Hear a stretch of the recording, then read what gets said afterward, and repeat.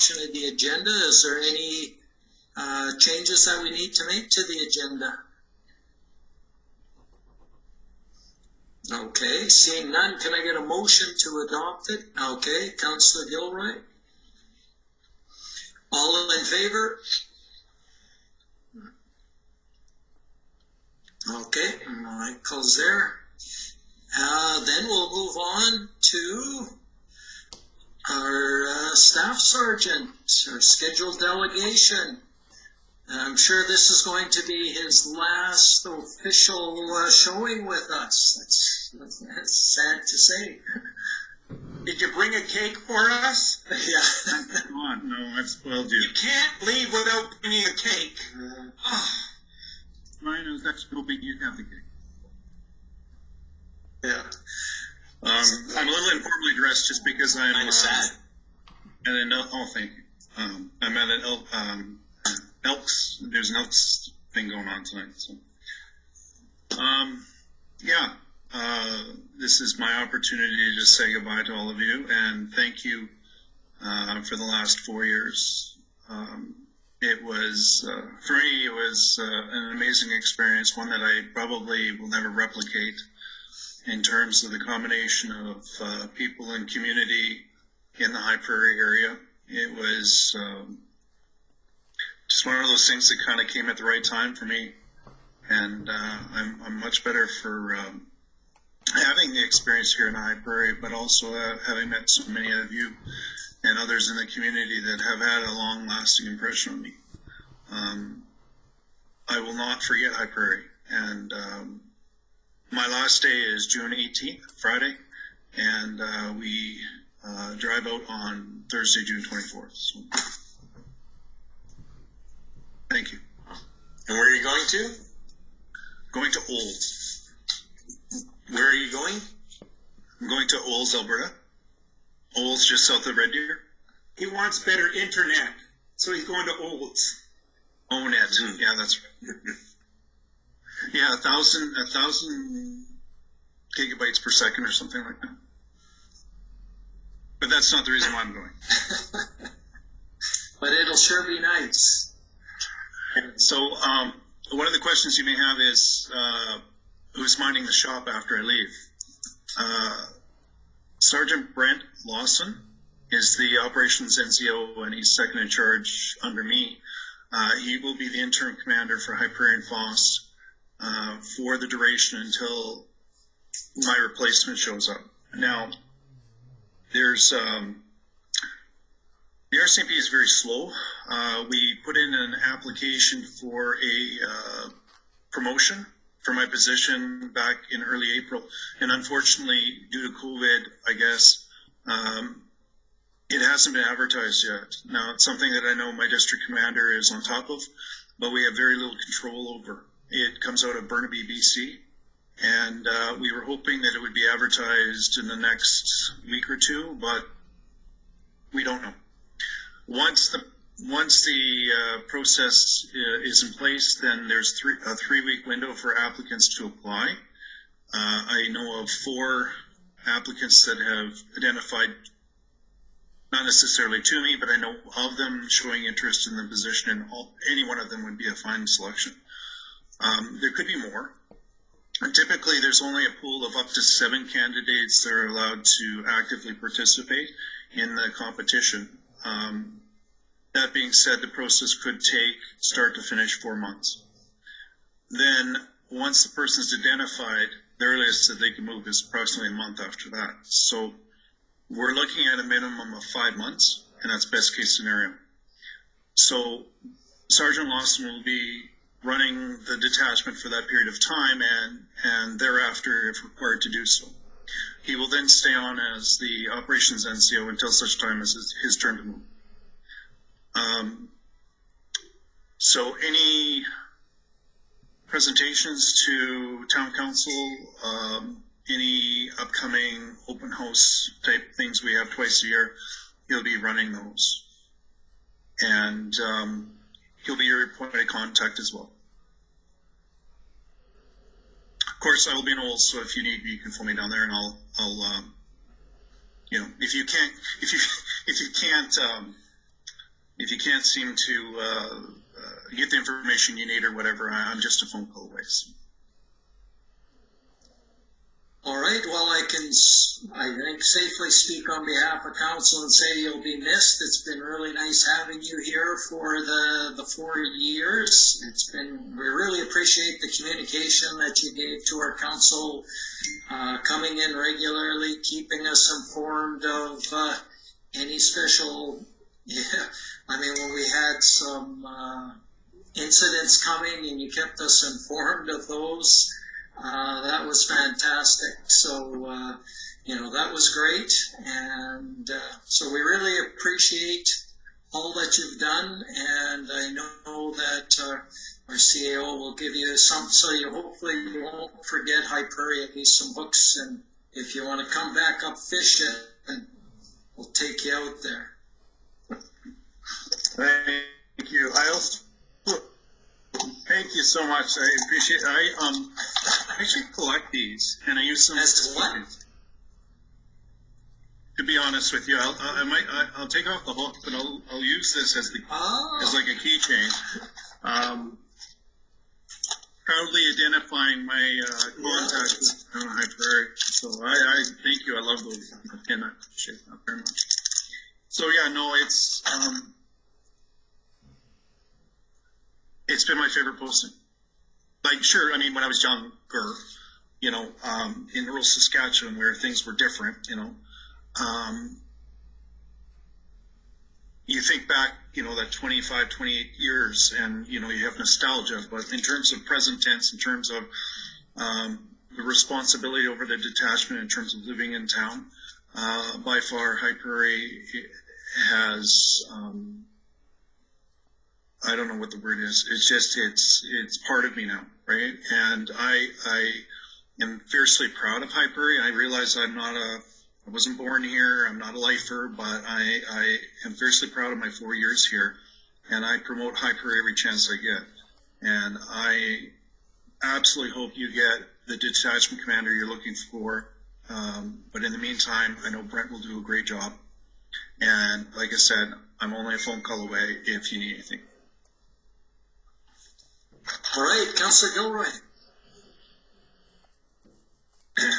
Well, since we can't issue a warrant for your arrest to keep you up here, I did have one question for you since we have you listed as staff sergeant still. Mm-hmm. What's the condition of the rest of the detachment? Are we expecting any to be leaving within 6 months, or new ones coming, or how stable will it be without you? Okay, yeah, no, it'll be incredibly stable. Currently, I have all my NCOs except for one who's on a term of parental leave, but he'll be back in the fall. I have all my constables except in the next 3 months, I'll be, 3 will be leaving. But that being said, I'm getting 4 cadets at a depot in the next 2 months. So we're going to have a bunch of new people that nobody recognizes in mid to late July to early August show up. So yeah, we're getting a bunch of new people again. High Prairie will always stay very junior in service. But that being said, what we don't have for experience, we often have increased enthusiasm and energy for the job.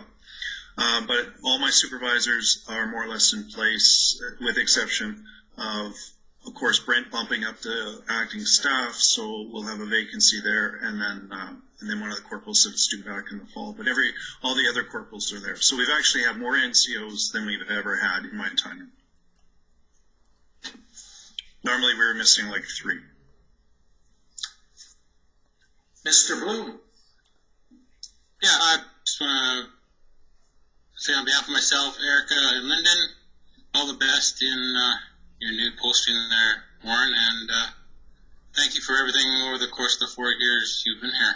So, but I'll be seeing you before you leave. But just thank you from the enforcement department here. Thank you, Ron. It was amazing to work with you guys. Like, you were first-class professional awesome to work with, very flexible. We were more or less tied at the hip, I think, for the 4 years we were together. Thank you. And I can see Councillor Danak has joined us. So just to get you up to speed is, unfortunately, our staff sergeant will be leaving us on June 18th, and just that way he's just basically saying goodbye, and it'll be his last point. But obviously, our fire chief wanted to speak also.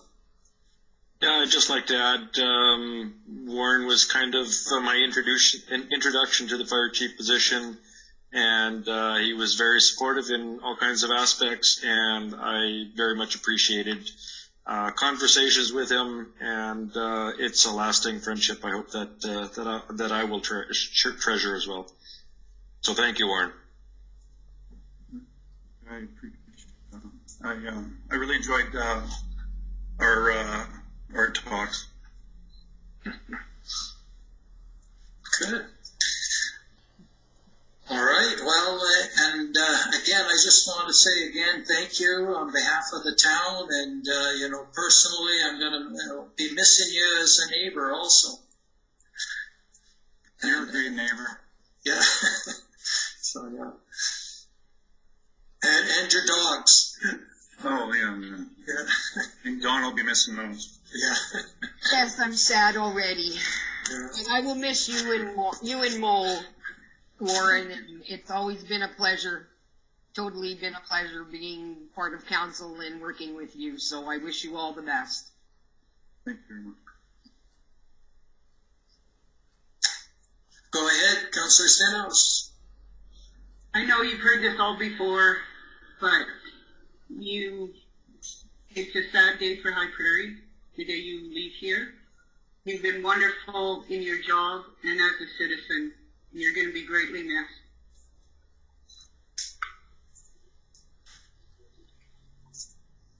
I should go before you guys make me cry. We can easily adapt a bylaw to make sure you can't leave, That's So we it. got the bylaw committee together, pass it tonight, so you're not allowed to leave. I appreciate that, but my parents and the kids are trumping the situation, so they're looking forward to my arrival. Thank you. Yes, thank you very much. I got again. nothing. Everybody else said it, so you'll be missed. All right, well, I will excuse myself then. Good night, everybody, and thanks for everything, and we may see you again. Well, yeah, hopefully we do at some point cross paths. Well, again, Good no way. way, Good way. if you happen to have a flat tire in your holes, Yeah. and you phone the detachment, I will come pick you up. All right, with the lights flashing.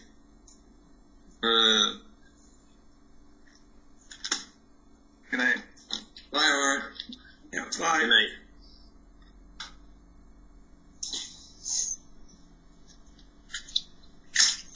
All right.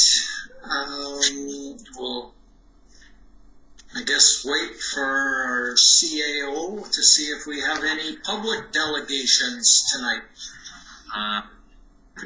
Chris, do you have anything? Nothing. Okay. So we'll move on then to our peace officers report. Can I get a motion on this? Councillor Gilroy? Do I actually have to say the motion since we know I'm going for it anyway? Okay. The council received the Senior Peace Officers April 2021 report for information. Thank you.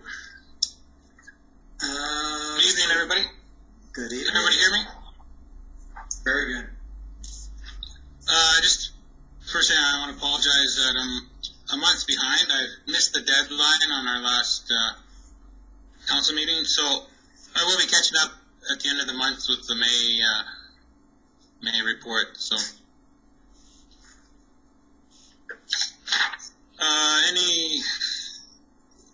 I'll just do a brief overview here. Municipal ticket breakdown at 2 speeding and school zones, 1 dog at large ticket, 2 warnings for dog at large, and 3 unsightly notices issued.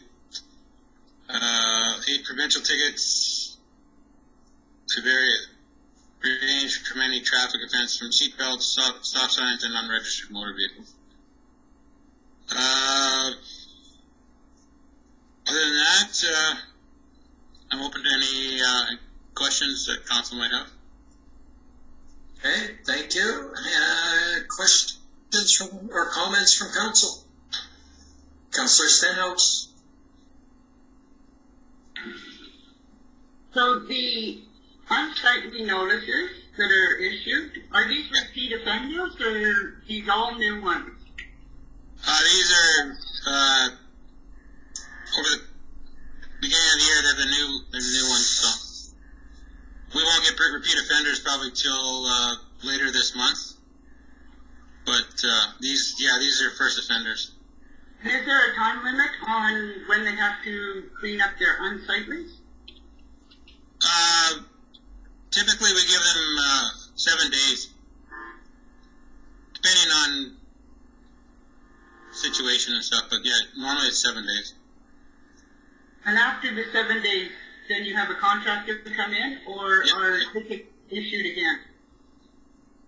There'll be a ticket issued, plus the contractor will go in either to clean it up or to cut the grass, whatever the notice is for.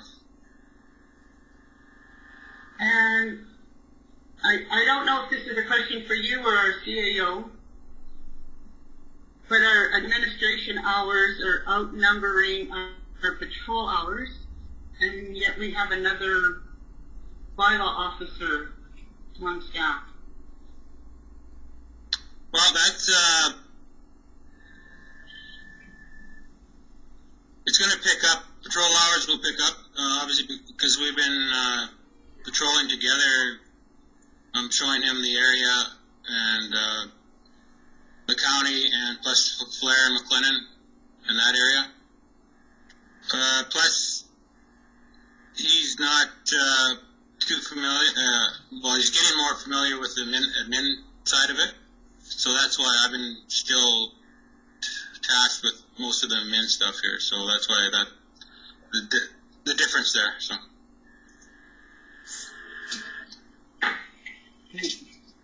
Thank you. Anyone else? Councillor Gilroy? Actually, I was wondering if Michael was adjusting something where he wanted it first, because his hand was the day up before mine.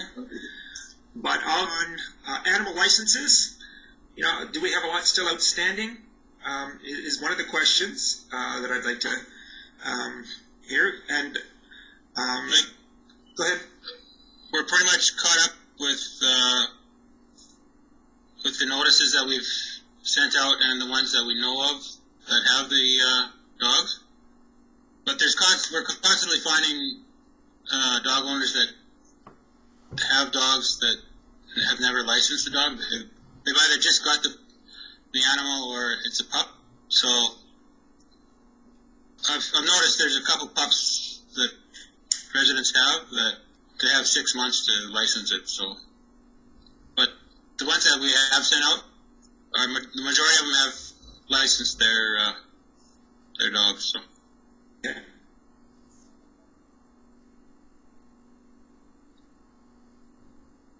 I'll just step with the. All right. Anybody else? Councillor Long? Just going back to the unsightlies, we've got that perennial one that in our cul-de-sac here. Mrs. Allen was asking me today about it to bring it forward to council. It's 2 feet tall already. Yeah, I'm on that one right now. So Perfect. notice I'll let have her been, know. yeah, notice have been sent. Yeah. Thank you. All right, and just for me, I wanted to thank you and for your assistance with the memorial walk, and I'll also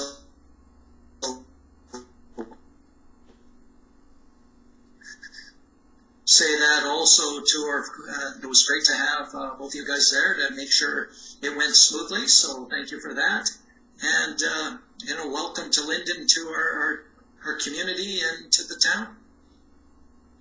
I'll have him present at our next council meeting, so everybody can say hi. Great, yeah, got to meet him, so that was nice. Okay. Anyone else with a comment, question? All right, well, thank you for your report. And we had a motion to receive it for information. All in favor? Okay, it's carried. Thank you. And can I get a motion regarding the fire chief's report? Councillor Long is smiling. He wants that one. That council received the fire chief May 2021 report for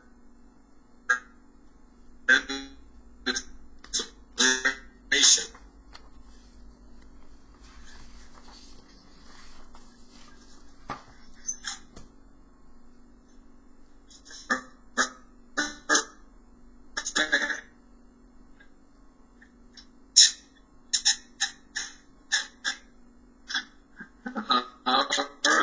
Anything wants to highlight? Good evening, Mayor and Council. This fire by the vehicle was actually a garden tractor. We were stood down for that one, and there's also motor vehicle collision that we also stood down for. We were a second response for that one. I have contacted Rocky Mountain Phoenix, and when I submitted the report to the office there, I still hadn't heard back. I did get an email today, and they've given me an update. The truck is back in, just working on the CVIP and getting oils changed and whatnot, because of that's one of the requests that we stated. They've sent a couple pictures. The height of the hose bed is looking like more manageable, and I'm kind of actually getting excited about it now, which is a nice thing since it's been long and drawn out. So that's kind of a good thing. And I have issued 2 alarm warnings for monitored alarms. We've got 2 residents that have had their second alarm, and I've given them a call personally and said they need to address that. So I've given those warnings out to those people. Hopefully they will address that. And the last one is just a request of council. As you are aware, COVID has kind of changed a bunch of kinds of things. Last year, I requested to do awards presentation in council chambers. I'm going to do the same thing again this year for the June 22nd. And I'm requesting that I be able to do a couple of awards in council chambers so that there's recognition of our firefighters and the awards that are given out at that time. Outside of that, I submit my report for council. And if you got some questions, we'll fire away. All right, any questions, comments?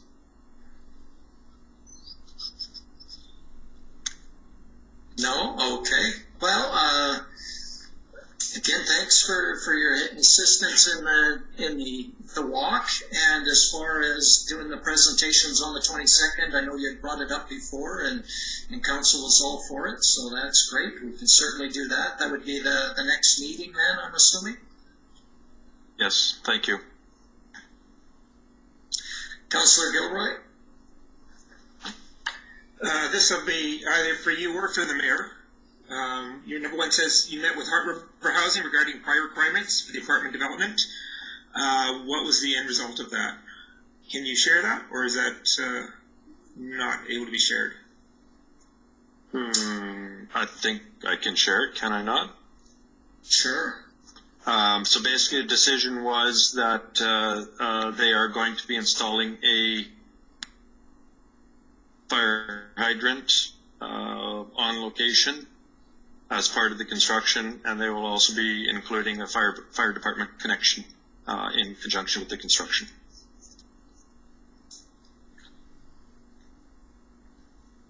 Okay, any other questions, comments? All right, one last question from me is, you're gonna have this new truck soon. What's gonna happen with the old truck? So I have reached out to Seahawk. It's a company that builds fire trucks. They indicated some interest. There's also, I was contacted by a government auction site, contacted by them. And you can either put it up to that auction site, or Seahawk potentially might look at purchasing it. I will keep you guys informed of that. As far as the dollar value, I've got kind of a range, just of ballpark figures of anywhere between $10,000 and $30,000. It's a big range, but obviously I'll try and do the best that I can, get dollar value for what we have, and I'll keep you informed on that. All right, thank you. All right, no other questions, so thank you for your report. And we have a motion to receive for information from Councillor Long. All in favor? Carried. Moving on then to our minutes for May 25th. Can I get a motion on those? Councillor Gilroy? That council approved the minutes from the May 25th, 2021 regular meeting of council as presented. All right, any corrections or changes needed to the minutes?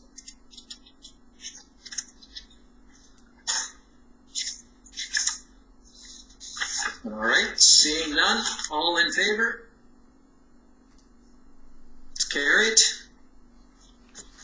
Moving on to new business, 8.1, the E.W. Pratt graduation, the motion here.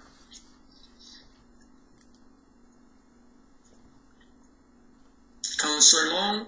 The council approved Mayor Panasic to attend the E.W. Pratt graduation ceremony on June 19th, 2021 to give speech and grant the grad committee to hold a parade on town streets and avenues.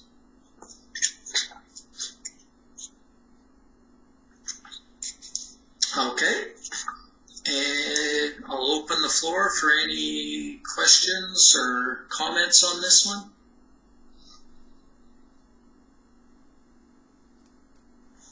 All right, seeing none, all in favor? It's carried.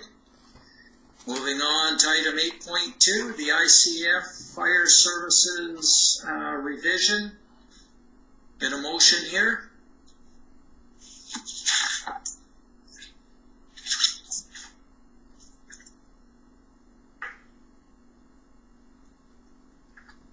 No, quite.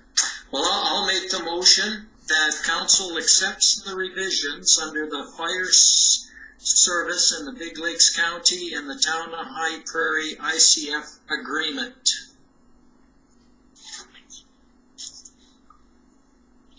So I'll just, one of the questions I had, I'll start the questions off, and I just wanted to say that there was, in the background of the proposal, saying that, you know, they made changes to the pumper truck apparatus, and those are captured, where we won't be charging anybody, and I just wanted to make sure that's what we were doing in the past, or is that a change? And it's just being recorded now. And just the other change was the clarification around the operating costs and capital costs. Just wanted to make sure it's not a change, just the capturing of what we're actually doing. So I'll turn it over to our CAO or fire chief to answer, whichever. Your Worship, I think most of this is what's been in practice and just a lot of, I guess, wordsmithing and bringing things up to date. So basically what's in here is pretty much what the practice has been. Not sure if our fire chief wants to add more, but I mean, we've talked about it, but I think.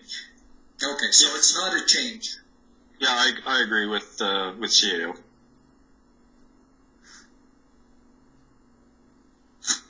Okay, Councillor Gilroy? I was thinking of some of the changes, and to be honest, it would have been nice to know what was in paragraph in some of these schedules, but like Schedule G, which was not attached. But I find it unique that in the old one, under 3A, which would have been, where is it again? The, I guess, point 4, it actually details what kind of equipment Big Lakes is deploying in our station, and yet when we go back to the other one, in 3A, it just says Big Lakes provides some firefighting equipment. It doesn't necessarily say what kind they're providing for us. I'm not sure if that's a real positive to know that they can decide by this that maybe they don't want to put as much in where we are. So I just found that very curious, and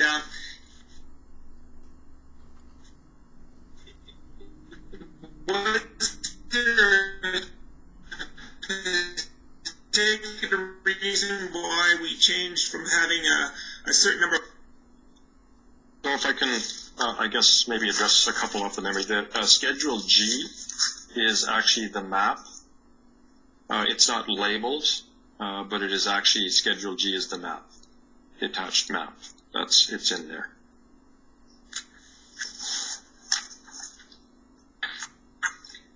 So it's on page 24. Thank you. The other two would be good. How do you determine what would be the Big Lakes firefighting equipment contribution, where you used to have it, where it said that one fire truck and one tanker truck shall hereafter be referred to as Big Lakes firefighting equipment, and in the new one you have nothing. It's getting away from specific names, and it's just referring to it as equipment. So getting away from tender and pumper, because the new unit coming is a pumper rescue. So instead of having specific names, it's just referring it to as equipment. As far as the personnel, it was listed specifically of how many numbers and whatnot. Basically what this does is allows us, and if you look at sort of the wording, it allows us to evaluate the needs and resources of the call based on the scope. So if it's involved with life, we can address more resources, more manpower. If it isn't, then we can move things around, and it's not specifically stating numbers rather than just allowing us as a department to determine where the resources will best be placed. Okay, I know there was two other hands up, Councillor Long and Councillor Stenhouse. I'm not sure who was first, so I was sorry for that. So I'll start. Actually, I believe it was Councillor Long, but could you just give us a brief overview of how this works when the call comes in? Because it states here that, you know, they're going to the county, but we want to make sure that the town is covered. So can you just enlighten council on how this works? So your pages go off, and how do you disperse your manpower? Well, as far as calls are concerned, if we're going out into the county, we have limited number of seating in the vehicles. So if we're going, for example, for let's say worst case scenario, a structure fire. The truck can carry 5 people, or sorry, our engine can carry 5 people, tender can carry 2, and our command will basically take 1, and our rapid response will take 2. The likelihood of us having 2 calls simultaneously historically has been very rare, but the opportunity is always there. So basically, we're responding with that maximum manpower. We do have the ability to see who is available, and that's through I Am Responding app. So that can kind of guide us as to what we have remaining in town. Sometimes we'll have members that will say not available, second page or something like that, so that we know that they're in town, but yet they're not going to be coming to that call. If we do have that second call, and we have had where we were actually up quite a ways north, we had another call, and again, that's a rarity, but it has happened. And we had members in town that would look after that. I guess ultimately, if we are on 2 very high hazard calls, we also have the ability to request an ILDA to respond to town. We also have mutual aid agreement with Smoky River, so we've got bases kind of covered, kind of all around. So that's in a nutshell how things are going to be operating. Okay, thank you. I forgot about your responding app, and that's how you determine. Because I was wondering, is it the first 5 that show up go, and then you wait for other people to show up at the hall? But I forgot about that app that you have. Thank you. Councillor Long. Just one question. Chief, do you think this is a good agreement for the town? In looking at this, yes, I think it is. Again, we aren't officially going on more of a regional department, but as far as the model, it's mimicking a regional model where we are using the resources effectively and conservatively, placing them where they are best going to be used, and ultimately trying to save tax dollars in the long run. Yes, there are going to be sacrifices. So we need to look at, what are the sacrifices, what are the risks, and hopefully we are addressing those by making good choices and good decisions. All I need to hear. Even if you do pick on me. Sorry. All right. Councillor Gilroy. This time to the bumper next time. Or, instead of putting him up in the cab, if he's going to be that way. No. Just how's our numbers in recruitment going? Because I noticed when I walk by the skateboard park, you have a sign that reminds people to join the fire department. So how to try and address that. Unfortunately, COVID has had an effect on our fire department, and that is not only having things shut down, but activity. So I'm taking steps to try and reactivate that. As far as recruitment is concerned, as I indicated previously, I've gone to a new model of a scheduled intake, and as of present right now, I've had about 3 to 4 people indicate interest. Some have actually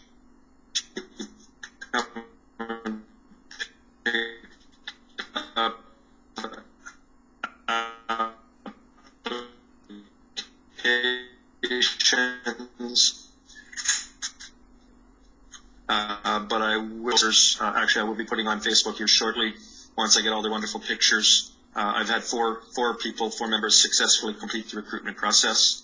So they're being issued their pagers and duty gear and stuff like that. So of 7, we've kept 4.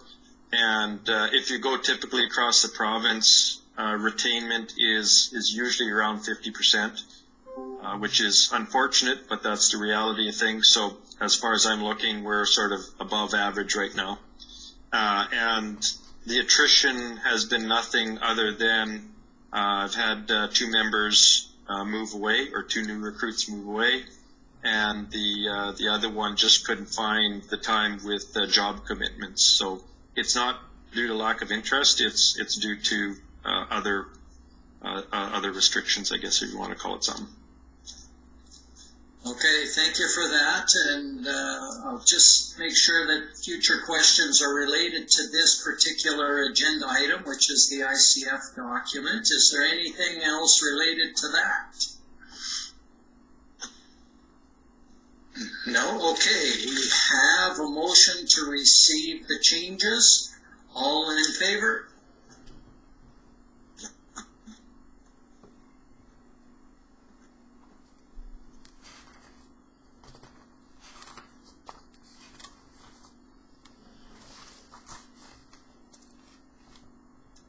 Carried. Report and action list. Can I get a motion on that? Councillor Gilroy?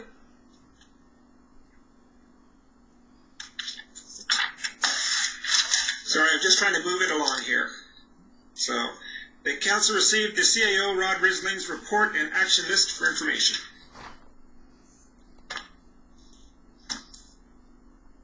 All right, I'll turn it over to our CAO. Give us the highlights. Thank you, Worship. I think a few good news things. We've been able to fill our recreation superintendent position. Ramona came on site here June 1st.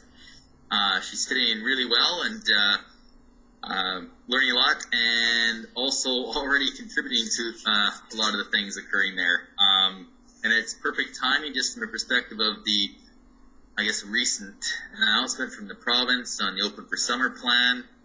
It's looking like a lot of the restrictions, as long as people keep adhering to the rules and get vaccinated, that it's looking like towards the end of the month or the first part of July that we'll get close to back to normal. And what is happening as we speak is we're retooling for the opening of the pool.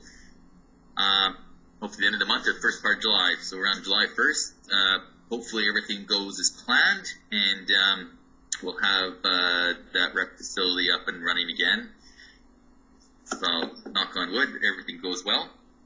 And we also have, we're hosting a practicum student, Jenna Gaucher, from the college. She started here May 31st. She'll be here till the end of the month. So she's filling in, doing some research work for us on HR stuff, plus filling in a few other areas. So that's kind of a good news situation for us, at least at this point. And something that's not also in the report is with the Open for Summer plan. It's looking like stage 2, which may occur as early as June 10th.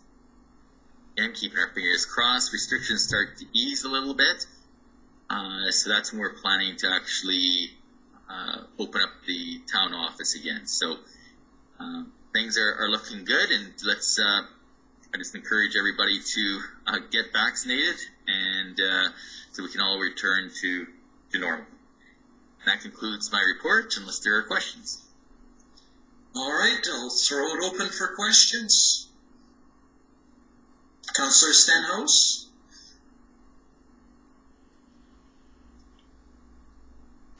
So, it is regular meeting April 27th, 2021. There was a motion I made about listing the sale of properties, and it says it's ongoing. Have we not listed them yet? Sorry. I think they're actually listed today. So they are pretty sure listed. Okay. Yes. So then in the next report, it will say completed, not ongoing, right?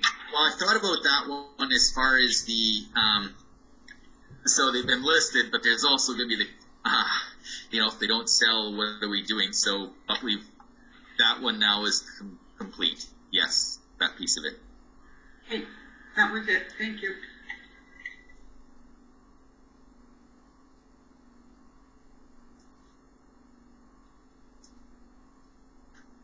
Okay, no other, let's see, Councillor Gilroy?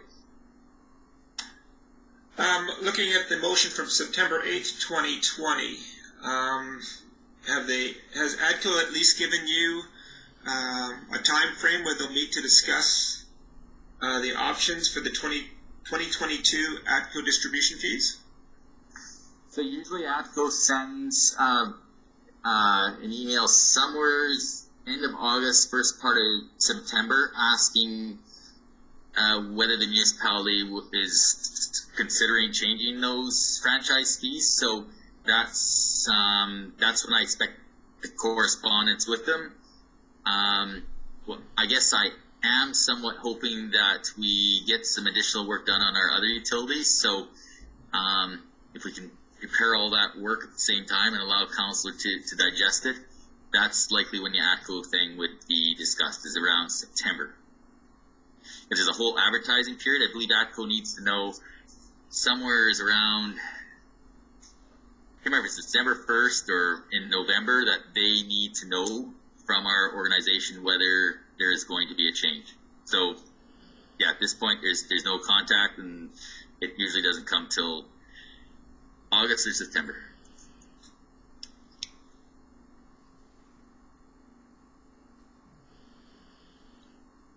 All right. Other questions, comments? All right. I know we talked about this one before, was the COVID update with Dr. Hinshaw, and I'm specifically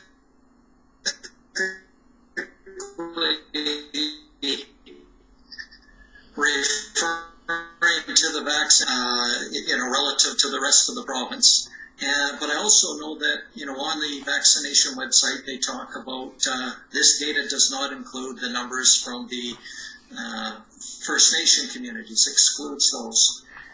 When we asked last time, the response was there was some anomalies. They were going to get cleaned up. They should have been done in a week. I know it's been a week or more. It's probably been 2 weeks, and our numbers haven't changed. I'm not sure if the anomalies have been fixed that she was referring to, but I guess I'm just wondering if you have any update on those numbers and how the Indigenous communities impact our numbers. Your Worship, no, I don't. I unfortunately missed the last update. That was last week, and I looked at the data, and to me it still appears as though that there's some problems. I did some math on the two sites, and it still doesn't, as of, I think I did it on Sunday, the math still wasn't right. So, yeah, so I missed that update from Dr. Henshaw. Like, what happens is we have the ability to send in email questions, which I informed you of 2 weeks ago, which I did. As you indicated, Henshaw indicated that they knew there were some anomalies, and yeah, I missed the last meeting, and I do not believe it's fixed. Oh, okay. Well, perhaps you can ask again if that's the anomalies that she was referring to. I don't know if it is, because there might be other things, but I agree with you. I did some of the number crunching too, and our percentages include the Indigenous population, but it doesn't appear that, from what I can gather, looking at the website, it doesn't look like the vaccinations from those communities count. So it just seems like it's counting against us that way. It looks like it's apples and oranges type thing. I agree. Already typed it in. I know they never give us responses individually. like very seldom they do. It's usually more of a global thing, but I'll retype the question in. Sure. And you get a response, you said, or you meet again on Friday? Yes, that was last time, I believe. Thursday or Friday. It changes. It's typically Wednesdays, but sometimes it happens Fridays. So. Okay. Councillor Gilroy. Actually, this is relevant to what you were just talking about. At the High Prairie Aboriginal Agency, we talked about that, and I brought the town's concern up. And what was suggested is that possibly what's happening is those people who choose to be vaccinated on the reservation itself, they're counted federally. Those who choose to come off and be vaccinated in town then are considered part of the provincial. And so that may be part of the anomaly, but they said if you want to have a better view of the numbers, they do have health clinics in the surrounding First Nations and Métis that are associated with Big Lakes County, and they'd be happy to give the numbers if you wanted to contact them. But that's what the leaders from that group said. There is actually on the Kitaski now Tribal Council is doing a live vaccine-informed town hall on Thursday from 12 to 1 on Facebook as well as Windspeaker Radio. So that they said that you may be able to actually call in or text in and get an answer from that as well. So those are a couple options that we may want to consider. All right, thank you. Any other questions or comments for CAO? Okay, seeing none, we had a motion to receive for information. All those in favor? All right. Moving on then to 14.1, we had several letters to keeping the RCMP in Alberta. In fact, 5 of them. And I know we've talked about that before, but is there any other comments on this? Or do we just, we should probably get a motion to receive this one for information. You're not able to hear me, Ron? It's good again. Oh, you are? Okay. It wasn't for a while. Okay, good. No, we certainly know that there is support to keep the RCMP, and there doesn't seem to be a lot of good reasons to go to a provincial police force at this time, but we talked about the provinces doing their study, and once that comes out, we'll see where the province, what they're leaning towards. But lots of support for keeping them here. So I would suggest that we just receive these for information. I'll make the motion that we receive them for information. All in favor? All right, good. Item 14.2 regarding Bill C-21. Any discussions on this one?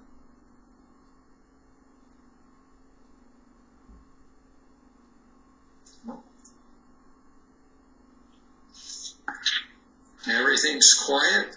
In my opinion, I think we should be writing a letter to say we do not want the municipal responsibility of creating firearm bylaws. I think that's better done federally or provincially, but not at a municipal level. And my understanding from reading this information that was provided is that they're looking at providing this, at the municipal level. So I would be in support of sending a letter to our I guess, to the people that they've got listed here, to say that, no, this does not belong at the municipal level. What are your guys' thoughts on this one? Councillor Long?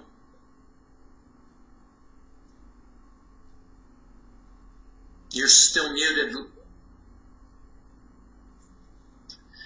The fine folks at Kingsville who want to have the right to carry handguns in public, I think they need to look south of the border for that kind of a privilege. Absolutely bizarre that they would be even entertaining this and wasting time and taxpayers' dollars. But you're right; it's not doesn't belong in the municipal level, and we wouldn't have the authority to say you can carry your handguns in our town. So it's really, really, really, really foolish, I think. That's my opinion. And is it worth, you think, sending a letter from the town to, I guess, put what little weight we can put behind that, or to help influence this bill? Well, they're looking at. So you're wanting to support Bill C-21. Is that what I'm understanding, Mayor? No, I'm against C-21 because it's that C-21, if my understanding, would be to put more control in the municipality.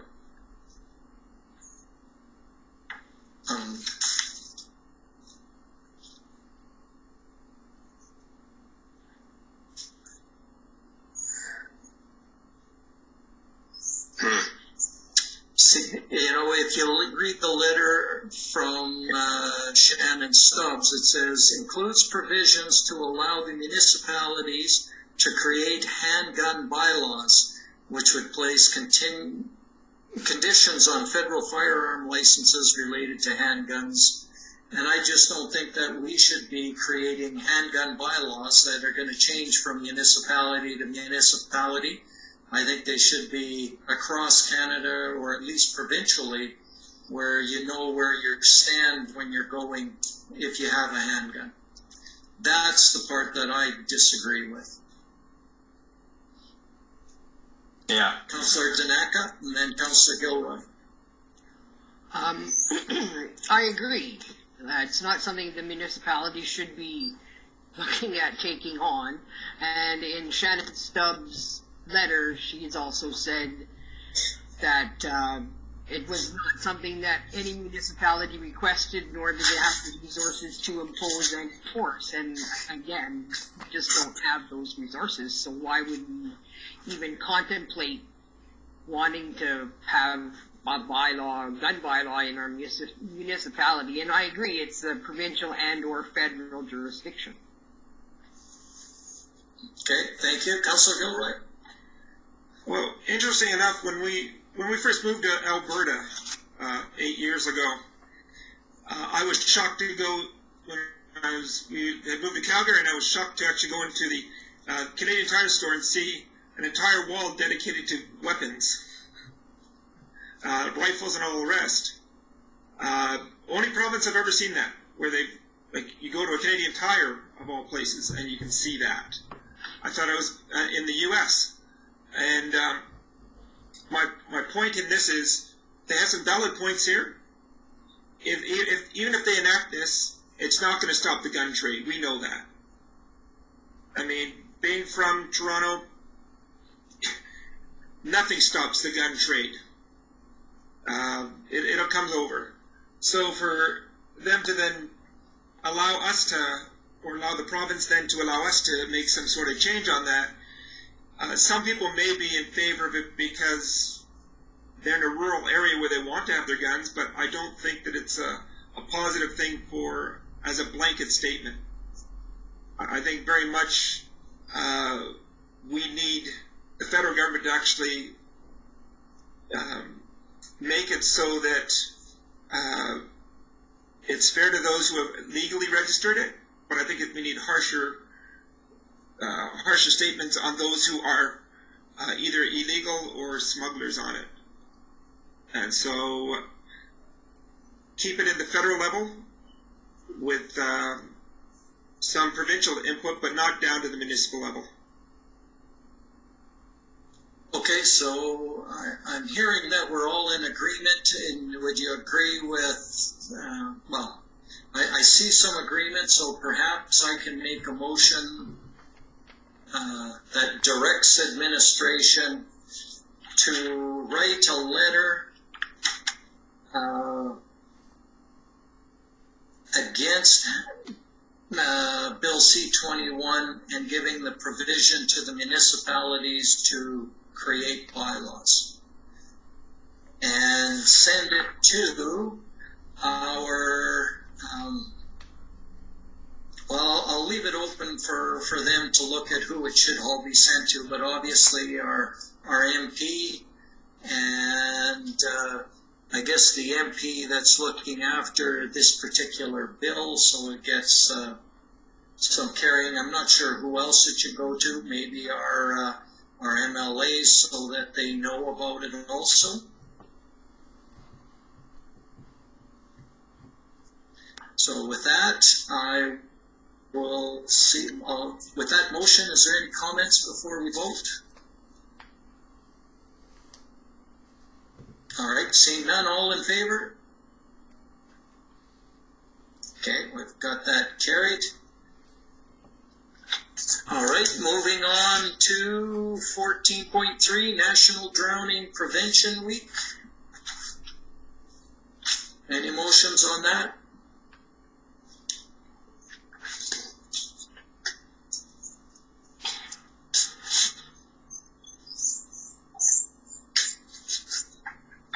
Do we just want to receive for information? Can I get a motion on that one? Or do we want to make a motion to proclaim it National Drowning Prevention Week? Councillor Gilroy?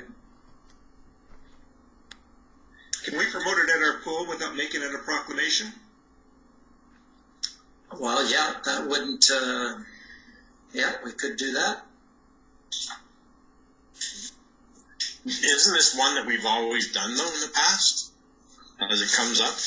It's just a proclamation. Where? Yeah, and I mean, we've had, I mean, as we know, we could have proclamations for every day of the year if we wanted them. But again, this is one we got to pick and choose whether we want to, if we feel this one's valid, then we can make the proclamation. If not, it's in here that we can receive for information or proclaim it. Our swimming pool being filled with water as we speak might be prudent to support this proclamation. Okay, is that a motion? That's a motion. Okay, thank you. You're welcome. Anybody comments on this motion? Seeing none, all in favor? Opposed? You're opposed? Sorry, Councillor Stenhouse, did you vote in favor? Okay, I didn't see your hand, sorry. Okay, that passes, that's carried. Moving on to the Peace Library System report. Oh.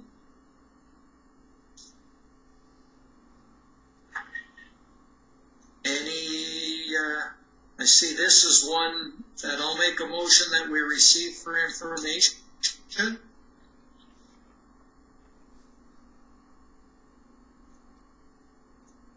Any comments on this one before we vote? Seeing none, all in favor? Okay. Okay, good. That's carried.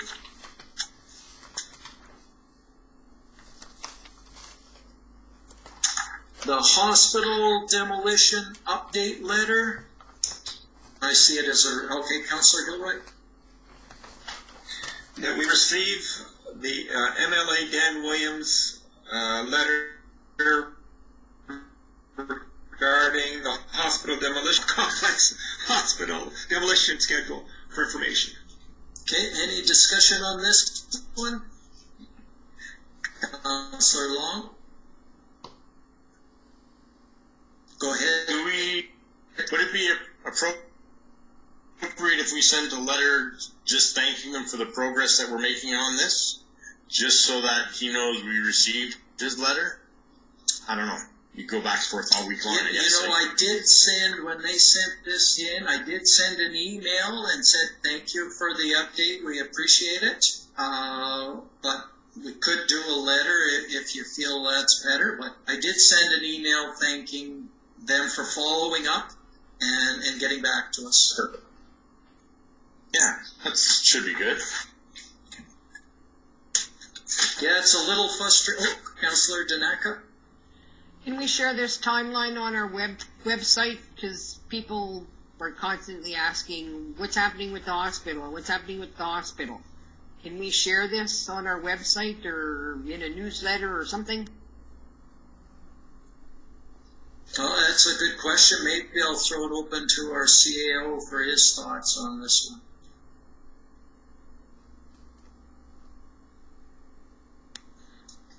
Dear Worship, we could. I guess I think we've all dealt with governments in the past, and and this is their plan.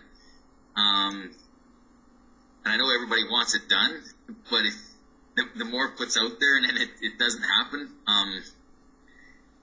but we could. I'm not sure where we would put it.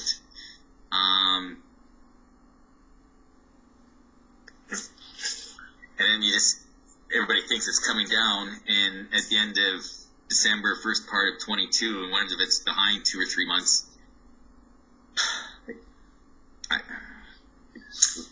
I know what Councillor Danak is saying because I get asked about it all the time. There was an announcement, quite a bit earlier, so what's happening with it, nobody really knows. And I think in some way, if we can communicate this out, people will know what's going on. And I also believe that, giving their timelines, this is what they're giving us. I truly believe this is moving at a slow pace. I would like to have seen it move much, much quicker than it's moving, and at least this keeps the government in some ways accountable, that they've given a timeline, and hopefully they'll keep to it if they know it's been put out there. That's my thinking. Councillor Gilroy? I think I'd like to have confirmation that it's been awarded. That they've had it, it's been awarded, and the company now it's up to them to take it down. So I like the idea of sending a letter back, and as long as we also send a CC to Prasad Panda, the infrastructure, who's in charge of actually awarding it. I think I'd like to wait just until we receive confirmation that Company A has been awarded it, and they will be starting. Because it's just too much like the Tim Hortons thing here, where hurry up and wait, and I want something that's that won't be questioned as to. It's just another announcement, even if it's got a timeline attached to it, because we always tell timelines. So I think I'd like to just ask MLA Williams, would you please, once it's been actually awarded, would you then tell us so that we can then announce that it has officially been awarded to a company, and that company, this is the timeline they are expected to use? Yeah, I agree to keep us in the loop as each step is taken, and that step will not be taken according to their timelines till sometime in August. So, that's leaving it another 2.5 months before we'd get any more updates and we'd have questions. So I don't know if we want to wait that long to give an update to our citizens about what's happening. Perhaps in our newsletter we could just make a comment that out there to say, this is, Or maybe we put on our website, this is the letter from MLA Williams, and post it so people can read it if they want to. They'll have an idea of what the timelines are. To me, it's information, but I think it also holds the government accountable. They've given us a date now. Make sure you meet it. So maybe just trying to put, I think everybody's somewhat on the same page, but it looks, what about, the letter states that the RFP is going to be posted in July. So if we paid attention to that, and to see when it was posted, we could maybe put it in our newsletter, in the August one. Usually our newsletter, our cutoff is pretty close to this point in the month, like the 10th-ish or something like that. So if it's posted in July, we can say that, first step is started, because then at least we know the wheel has turned. And if it's not till July 15th and we miss our newsletter, we could do it in our August newsletter. And that way then we know the wheel's turning. I just throwing something out that was kind of a mix between the three comments. I don't think administration's opposed to any of the suggestions. I'm just throwing that one out that's stated in the letter, but Okay. Any other thoughts on this before we? No. Councillor Gilroy? Mayor, Mr. Mayor, were you thinking when you were talking about that if we put the part that says it'll be posted in July, that would provide information to local companies so that they could bid on it? Well, that's I've heard questions about that. I have had those same questions. People are wondering what's going on, right? They don't have any of these time frames out there. And we didn't have them until we kept hounding them to get them. They just said, it's going to be done in the next year. This was really good because I appreciated the letter because it gives us some timelines to look at. So maybe we can actually promote it among our local companies that might be able to bid on it or bid on subcontracting to keep their eyes open for the July posting. And that way it helps our local economy. Yeah. I think, Rod, this is my thinking, at least that last paragraph where it talks about the timelines of the demolition of the old hospital. Very concise, giving dates of when it's going to be released, when the work is supposed to be starting, when it should hopefully be completed. I mean, it's very just a summary of what should happen.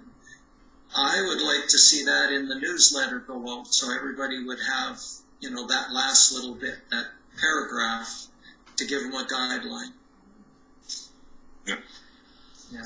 So I'll make that motion that we give the timelines for the demolition in our next utility bill newsletter.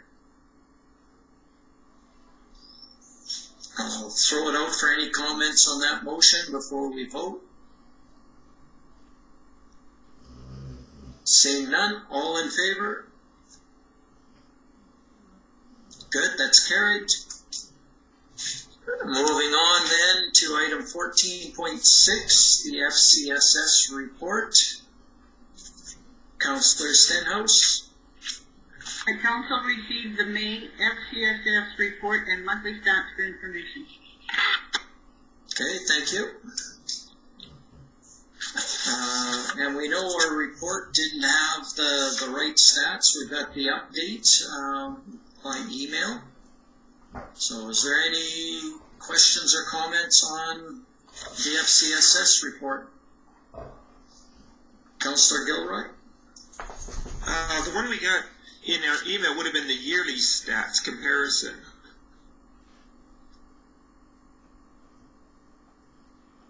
So I wonder if we should, monthly and yearly stats, because that's the one that I was given today that was sent to us.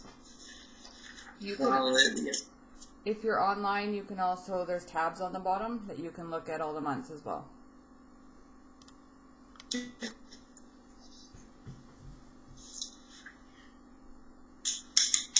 Okay, any other questions or comments? All right, seeing none, we had a motion to receive for information. All in favor? It's carried. All right, moving on then to our report. We'll start with Councillor Danaka. No report. All right, Councillor Gilroy. Hey, I had quite a few meetings. Just a couple quick ones. June 17th, the Lesser Slave Lake Watershed Annual General Meeting, virtual online, 2 to 4, and you can sign up for that at lswc.ca. I told you about the virtual town hall at the Kitaskidau Tribal Council. Hopefully I didn't spell that wrong or say that wrong. On Windspeaker Radio or CFWE Facebook Live, and that's Thursday, June 10th. They're going to be talking all about COVID. Also, if you go on YouTube and look up High Prairie 2021 Powwow, they had a virtual powwow. Next year, they're hoping to have it back in person, and we need to be considered with that one. And in February, they're also having a round dance that they'll be talking to you about. And also, tomorrow night, the High Prairie School Division is actually having a residential school information session. And that's at 7 p.m. And you can contact them about pre-registering for it. It's on Eventbrite, I believe. You saw part of what I do when you passed the Peace Library System information just recently, and we had a library meeting, and you can ask questions about that later. A broadband meeting, and also what we call the Big Lakes Regional Emergency Partnership meeting. So all those meetings, they lasted a while. I hope I got all of them right. And I move my verbal report for information. Okay, thank you. Questions? I see Councillor Stenhouse. What's this last committee, this partnership committee that you're on? We labeled it the Big Lakes Regional Emergency Partnership Committee. We've been referring to it as the EO Committee. It's basically the Emergency Operation Committee that Rod, myself, Michael Long, and the mayor as a backup. It's in case there is emergencies. We are trying. Big Lakes, Swan Hills, and our town are trying to make arrangements so we can act as one unit in case there's emergency. So we're trying to work out a partnership. In case there's a fire, we all know how to work together and get things done efficiently, as opposed to having 30 people in charge and no one knowing what they're doing. So it's an organizational thing for emergencies, preparedness. So, in other words, it's just the same committee, it's just a rename of it. But basically that's the name they decided to give to it. Okay. So I wanted to call it by its original name as opposed to EO. You'll notice that a lot of our town people were at the table exercise, as well as a 2-day training, and I've been at the same thing. And so it's all this training so we get all the policies in place, all the procedures in place. Yeah. Right. Yeah, no, I understand what that committee was. It was just this new one with the new name. If you would have said we're just renaming it, it would have made a lot of sense to me. I'm sorry. But thanks. All right, anything else for Councillor Gilroy? All right. Do you want to move your report? I did. Oh, you did? Okay. All right. All in favor? Okay, that's carried. Councillor Long? CRC meeting was canceled, and so just waiting for the next date for them. That's about it.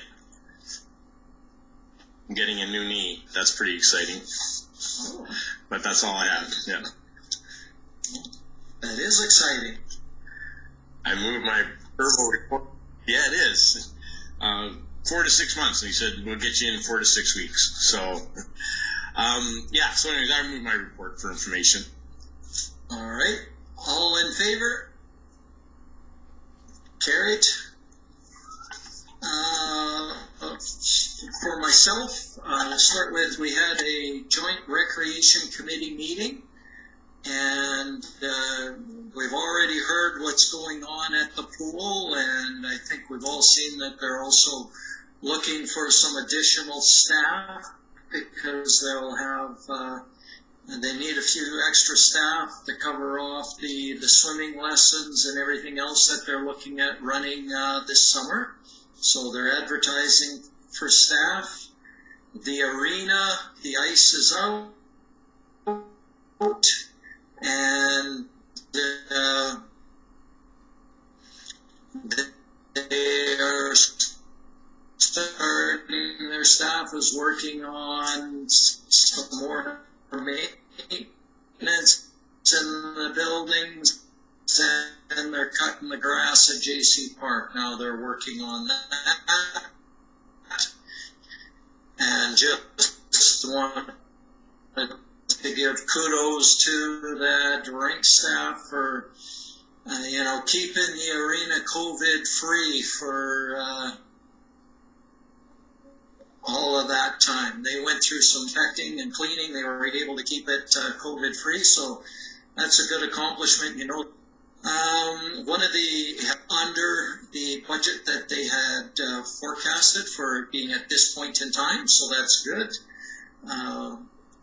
And we also have that report on the facilities just came in. It came in the very the evening before our rec committee meeting, so we didn't get a lot of time to go over the report on the facilities and Sports Palace. And it came in with a listing of all of the things that had to be done on the arena and on the pool. And from Arena's point of view, the big item was it would need a new ice pad, and it needed to have the roof updated. So those were a couple of the big items. But they didn't really give us a good commitment on how long, if we made some of those other changes, would this building be good for. So I know Rod was going back to them to get a report or to get a statement from them that would say, if we put in X amount of dollars, then this arena would last for another 15 years or 20 years, just to make sure, what we are at before we make that commitment. The pool changes and what was needed there came in at about $86,000. And some of it had to be done sooner, and some of it could be done a little bit later.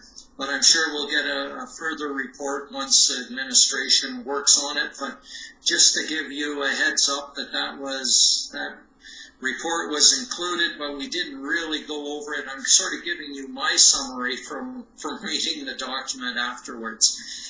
The broadband committee, yes, Councillor Gilroy talked about that. I'll give just a little bit of the highlights from that.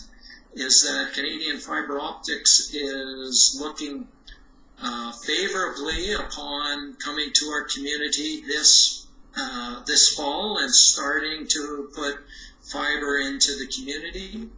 It's definitely not confirmed, but it's favorable at this time, and they're hoping to have a final answer in the next couple of weeks to see where that will fall out. So that was an optimistic meeting. And the other thing that was really positive coming out of there is they're looking at some of the latest and greatest technologies, which was get us up to 10 gigabyte speeds coming out of there as being possible. So that was really positive also. And I know they're also, working with Rod and administration to see if they can nail down a place where they could put their servers and that kind of thing. So it all looked pretty positive, and hopefully by next council meeting we'll have some more information coming from that. You heard about the issue with the fire hydrant from Heart River Housing, so I won't go into that. But here's one question that we really need to ask council for their opinion, and that was I'd reached out to the developers that are building the Tim Hortons, and just to find out what was happening, just to get the latest update. And they're hoping to get started this year. However, they're still trying to reduce some of the expenses. They've been working hard to get their expenses down so that they can get it started. And their comment was that they were very, very close to getting it going. If they can get it going in the next couple of weeks, there will be equipment on the ground and working right away. But if they can't, then the project would be on hold until the spring. So that was their comments. However, when I was talking with them, I said, you know what, if there's something that the town can do to assist you, or, you need something from the town, you could let me know. And he came back with, we would really like some assistance, or, would the town consider putting in a culvert on 38th Street? And so, just to give you a little bit of information on that 38th Street is the one that goes from the highway through past the campground and into the hospital. That's 38th Street. And on their side, where Tim Hortons would be, they want to put in a culvert that would allow people to turn right off of out of the Tim Hortons parking lot onto the 38th Street to exit. No left turns in there, but a right turn in and a right turn out, so that it would help the flow of traffic. Their perspective is, and this is normally a developer takes care of any improvements like that have to go on. That's the sort of the normal protocol that would happen. But he was saying that this culvert would not only service them, but also all of the other lots in there, because it accomplishes some flow, the water flow for the whole subdivision there. So I asked him, I said, well, what is this culvert going to cost? He says the culvert itself is probably, a couple $1,000s, but it would take some manpower and equipment to put it in. However, we would probably have that at the town, so it wouldn't be that high of a cost.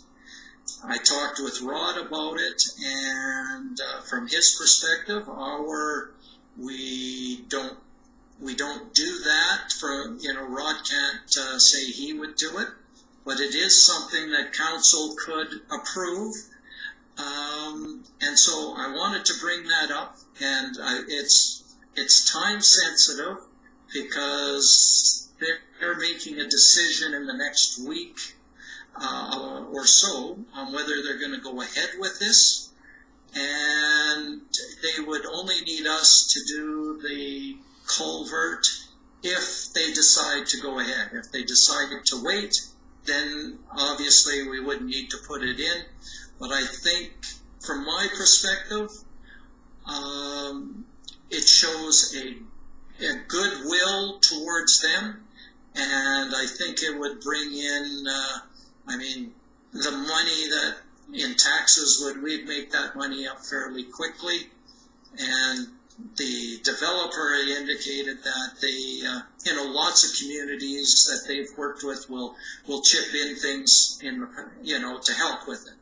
So it's not something administration will overrule, but as a council, we have that ability to say yes or no to it. So I'll throw it open for comments on that, and we can just see where we want to go. Councillor Gilroy. I believe it should go, first of all, to the Municipal Planning Commission. They're the ones who've been dealing with it all the way along, and they deal with these sort of situations. So I think they even have the copies of the whole layout and that. So I believe it needs to go there, and these guys can meet rather quickly, because I know we have met rather quickly before, and then bring it back to council. This culvert has been approved, and the design has been approved by transportation. So this does not need to go to the Municipal Planning Commission. It's a question of council whether we will install this on their behalf or not. It's already approved by Alberta Transportation. Councillor Long?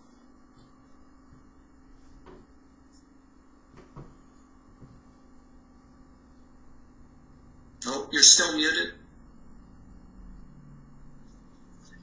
If we have any other way of trying to help them out to get this Tim Hortons in the town that we've been fighting for how many years, I think we should help them out. We should do it. People would be absolutely incensed if we said no, I think the town would really appreciate it as a community to have this done so that we can get that store in this town. So I'm in favor of it. Okay, other thoughts on it?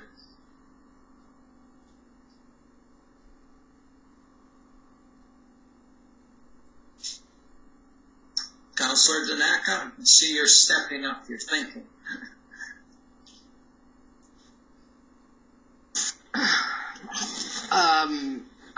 As Councillor Long has mentioned, we've been dealing with this issue for many, many years.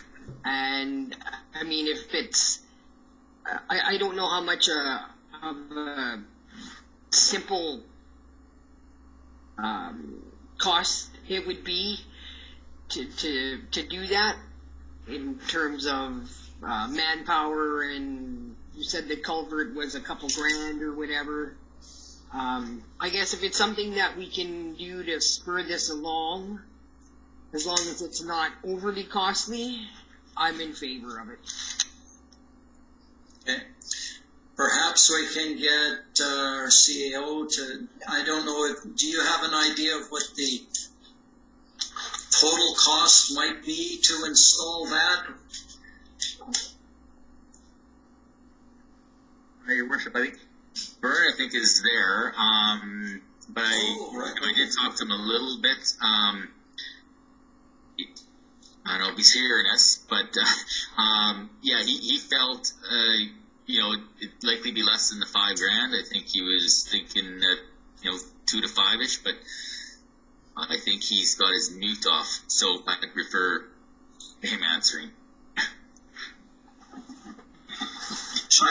There's an existing culvert already there, so your backfill material is going to be there. I think all it needs to be is upsized, and we're probably looking at a couple grand for the culvert, maybe even less, depending on the length and whether you need to connect two sections together or not.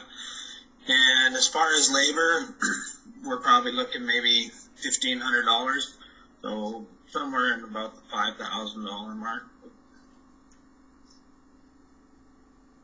I don't see it costing much. It's council's decision. Thank you, Vern. And again, playing the flip side of it, the reason not to do this is,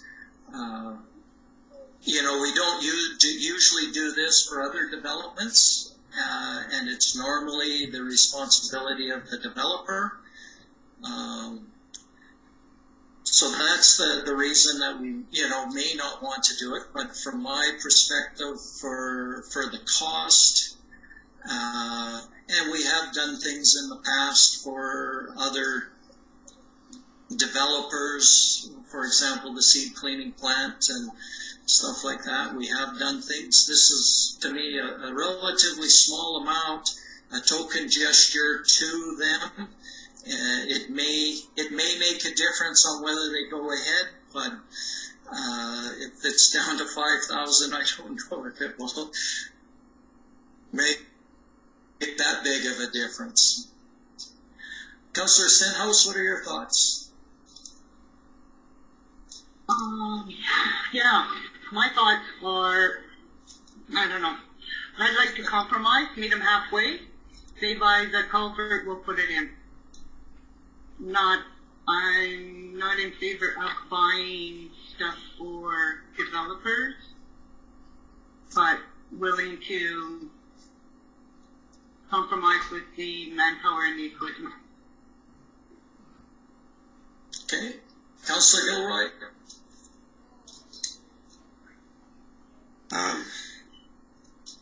Now that I know the amount we're looking at, and we probably put more than that amount in trying to get this done in the first place. If you think of all the meetings we've had and the traveling down to talk to ministers and all the rest, we probably put more than 5,000 worth into it over the years. My only concern would be, how is that different than Heart River Housing's developer asking us to put in another fire hydrant so that they can get their stuff done safely? So I'm just trying to think of, we can choose which ones we want to choose, but it's probably also a question of fairness. But I guess the bottom line would be that in the end, I'm for the $5,000 if we can do it. It's not going to cost us anything until they actually start building. It's just a paper commitment until they actually do something. And secondly, as I said, we have spent more than $5,000 in travel, in meeting fees, and all the rest of these over the years. So I just want to make sure they do it. If they back out, I want our $5,000 to stay in our bank account. So, yeah. But the guarantee that it goes forward, 5,000, yes. If it doesn't go forward, they don't get the 5,000. They don't get that stuff. We're keeping our money unless they're actually going to do it. And just so council knows, they would have to come up with the money to purchase the culvert if it's there, because I do not have that in my budget. So you'd have to find out where you're going to take that from. Okay, well, I'm sure somewhere in our budget we could find $2,000, but yeah, we would need to do it. Okay, so I'm getting lots of feedback there, or some ideas. We've heard from everybody. I'll just finish my report. We can make a motion to read my report, and then we'll make a motion regarding that Tim Hortons right away. The last issue I just wanted to bring up was there was that CN expansion, and our CAO brought up the fact that we had brought that to our council before, that CN wanted a letter of support. And I have to admit, it was brought to our meeting in May, and I can't remember what we decided, Rod. I don't know if we made any decision there. Can you let me know? Yeah, no, it was just accepted for information. So Okay. there was no motion to proceed on it. Okay, so I guess if it's already no motion to proceed on it, we shouldn't be bringing it back to council without any more information. So we'll just let that one die. So with that, I'll make the first motion to receive my report for information, but I'll take questions on anything else before we vote on that. Councillor Stenhouse. So when we open up the pool, do you see it to be at full service running like it was pre-COVID? Well, there was some talk that, if we open in July, the thinking is that all of the COVID restrictions with the open for the summer announcements might be gone by the end of June, so we should be able to open right up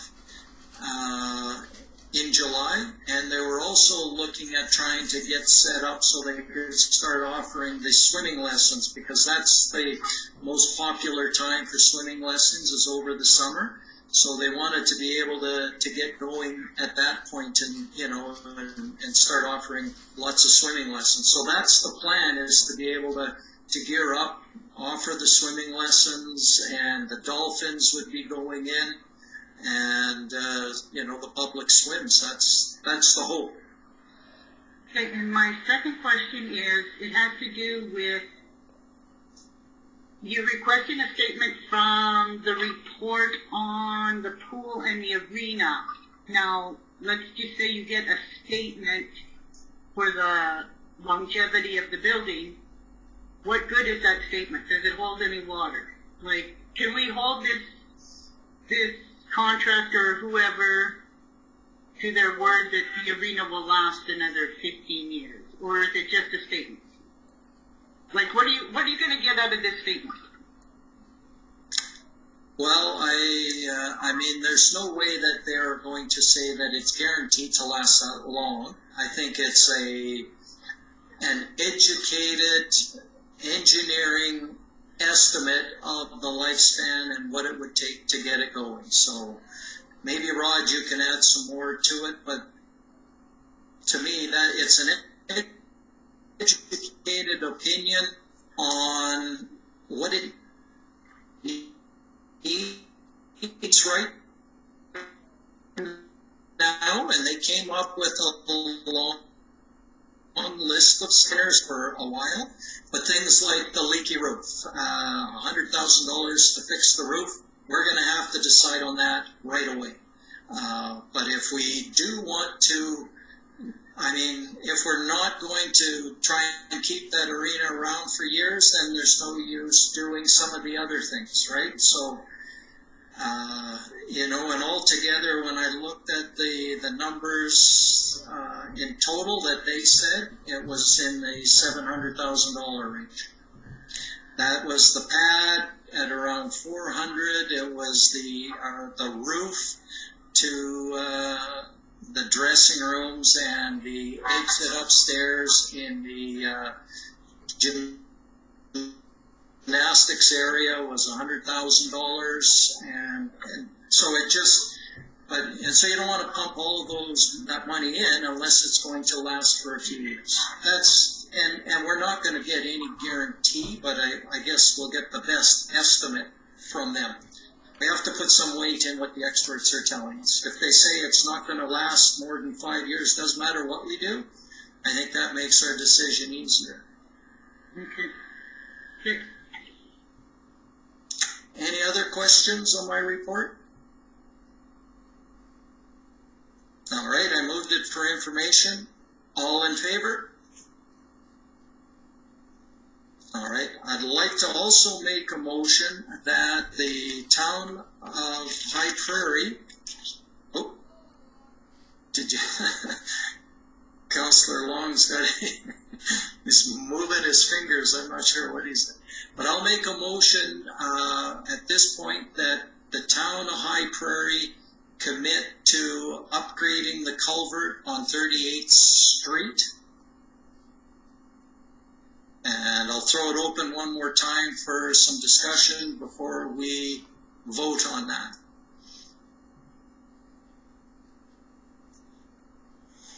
Councillor Tanaka? Based on what Vern has said, he doesn't have it in the budget, and Judy's comment about having the developer purchase the culvert, I think, personally, I think that's the way to go. They can purchase the culvert and we'll do the installation. It's my opinion.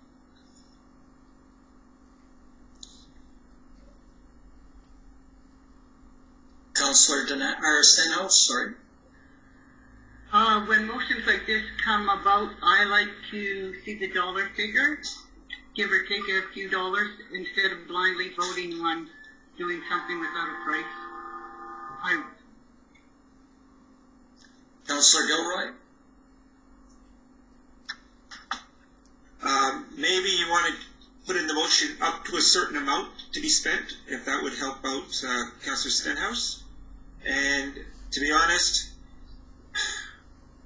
we have spent a lot more money on a lot of other things that will not be as productive as this. I'm sorry. If for example, we have money left in, I don't know, in sponsorship we didn't use for 2020 or 21, whatever, we could shift it over to hit this $2,000 and just cut our sponsorship by this amount of money. I'm sure we can find it somewhere without going into reserves. We could, as I said, move some sponsorship or something in order to get it done. But I think a ceiling is what may make Councillor Stenhouse happy. Maybe a ceiling of no more than $6,000 or no more than $5,000, whatever Councillor Stenhouse would be comfortable with. But I think we need to go forward with this. I'll just speak up. I think from my perspective, I would be embarrassed to go back to the developer and say, you buy the culvert and we'll install it. I mean, this is a multi-million-dollar project and they're asking for, $4,000 or $5,000 towards it. If we're going to do it, let's do it. If we're not going to do it, that's another thing. But to try and worry about $2,000, I think that's crazy. I mean, he's not. I asked him. I said, would you like to come in and talk to council? And he says, you know what, it's relatively small potatoes for him. He's working on much bigger items. He's trying to trim, at that time he was saying it's around 500,000 he's trying to trim. So, for a $4,000 item, he's not going to piss around with it. I think we either say yes or we say no. And for me, if we can help get some development in our community, that's going to be the cornerstone of everything else that's going to come into that area, in that whole area. And the developer himself is very committed to doing it. He really wants to, because he wants to put in the gas bar and those other things in that area. We've sort of seen the plans. So yeah, let's not nickel and dime on this one, is my opinion. Okay, any other comments before we vote? All right. All in favor? Opposed? All right, it's carried.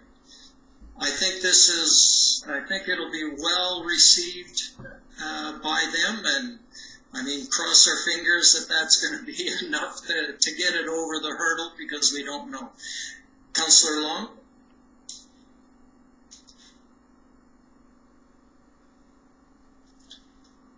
Councillor Long, you seem to have, you froze up for a second there on my screen. Go ahead. That's 10 times. Have we made reference then to, because it was all frozen up as you were talking, Brian, but have we made reference to where that money's going to come from and taken out of reserves? No, we didn't make reference to that. I think we could leave administration to see where they could find it, but it could also, as Councillor Gilroy says, we have our pot for donations and stuff.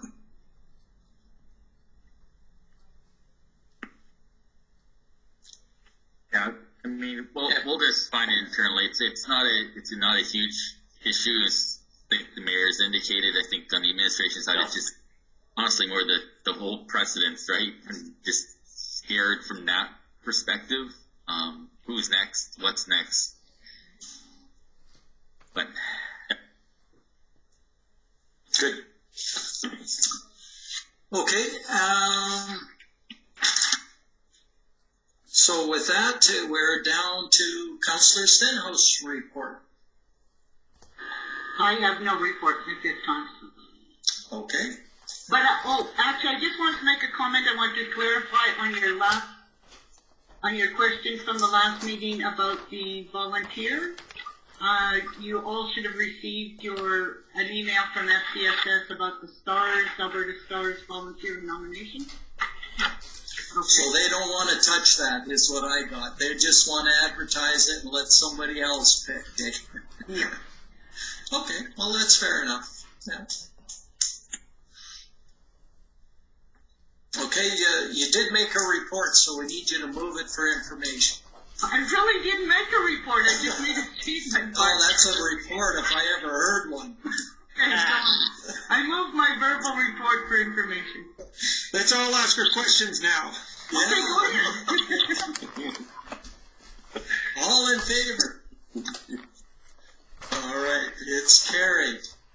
And we have a closed session. I see, so we